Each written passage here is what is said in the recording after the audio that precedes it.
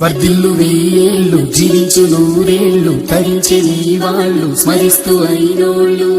నేల తల్లి గొంతు ఎత్తి పల్లెలన్నీ పల్లవించి తెలిపినాయి నీకు ఈ క్షణం జన్మదిన శుభాకాంక్షలే.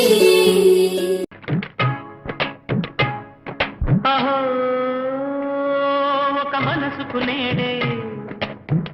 పుట్టిన రోజు తన పల్లవి పాడే చల్లని రోజు ఇదే ఇదే